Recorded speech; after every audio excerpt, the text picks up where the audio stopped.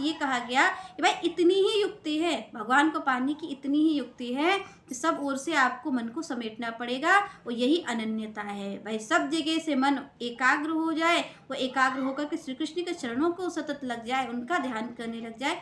यही भक्ति की पराकाष्ठा, यही भक्ति होती है कि आपका मन सतत श्री कृष्ण का चिंतन करे। आप भले ही अपने हाथों से सेवा कर रहे हो, अपने परिवार की भले ही हाथों से आप कोई कार्य कर रहे हो, पर मन आपका श्री कृष्ण में ही लगा रहे। तो यहाँ पर श्री कृष्ण ने कहा कि भाई भक्ति कि तो मैंने सारी चीज़ों को कह दिया कि भक्ति इस प्रकार की जाए, पर यहाँ पर श्री कृष्ण ने कहा कि भक्ति की उसी तरीके जाए जैसा मैंने कहा है। यहाँ पर श्री कृष्ण का यथा, जिस प्रकार मैं कह रहा हूँ, यथा उत्तम, भगवान ने कहा जिस प्रकार मैंने कहा है उसी तरीके भक्ति की जाए। पर आप देखिए कि आज तो भक्ति का स्वरूप ही बदल गया है। भगवान ने कहा कि भाई जैसी भक्ति का वर्णन मैंने किया है, मैंने कहा है कि भाई अनन्य भाव से ही मेरी भक्ति करना, तो भगवान कहते कि आप देखिए कि आप और हम विचार करें कि भगवान ने कहा यथा उत्तम, जैसा मैंने कहा है, जिस प्रकार मैंने कहा है ठीक उसी प्रकार। भगवान ने कहा भाई ये जो अमृत के समान जो भक्ति है, भगवान ने कहा ये असर तभी करेगी जब जिस प्रकार मैंने कहा गया है उसी तरीके आप धारण करें।